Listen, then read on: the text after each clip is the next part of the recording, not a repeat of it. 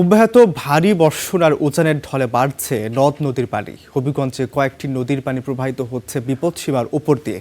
আরো খবর জানাতে যুক্ত হচ্ছেন সহকর্মী আব্দুর রউফ। আমরা আব্দুর রউফের কাছ থেকে বিস্তারিত জানতে চাই। আব্দুর রউফ, যেমনটা আসলে বলছিলাম যে নদ নদীর পানি বেড়েছে, আপনার কাছে একটু জানতে চাই যে নদ নদীর পানি বিপদসীমার ঠিক কতটা উপর দিয়ে প্রবাহিত হচ্ছে, বন্যার কোনো সংখ্যা দেখছেন কিনা, এবং সেই সাথে জানতে চাই পানি উন্নয়ন বোর্ড কোনো উদ্যোগ নিয়েছে কিনা।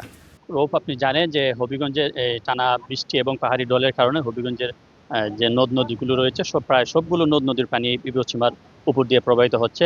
বিশেষ করে খোয়াই নদীর পানি বাল্লা সীমান্তে 220 সেন্টিমিটার উপর দিয়ে প্রবাহিত হচ্ছে। আমি এখন দাঁড়িয়ে আছি খোয়াই নদীর পাড়ে। আপনাকে যদি একটু দেখাই যে আমার পিছনে এদিকে পানি উন্নয়ন বোর্ডের কর্মকর্তারা তাদের ওই যে কার্পেটিং দিয়ে তাদের এই পানি নদীর বাঁধ রক্ষা করার জন্য চেষ্টা করছেন। এখানে প্রচুর মানুষ রয়েছে, নদী পাড়ের মানুষ যারা আছেন তারা রয়েছেন।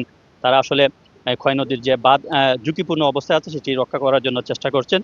তো এছাড়া আর যদি বলি যে হবিগঞ্জের সুতাং নদী, কুশিয়ারা নদী এবং আজমিরগঞ্জের এইদিকে পানি প্রচুর পরিমাণ বৃদ্ধি পেয়েছে।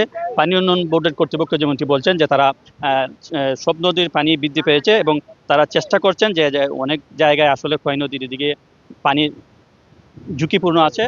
পানি উন্নয়ন বোর্ড কর্তৃপক্ষ বলছেন যে তারা কার্পেটিং দিয়ে এবং জিও ব্যাগ দিয়ে তারা যে সব জায়গাগুলোতে পানি খোয়াই নদী দিয়ে উপচে পড়ে ভিতরে ঢুকছে সেগুলোতে তারা রক্ষা করার জন্য চেষ্টা করছেন।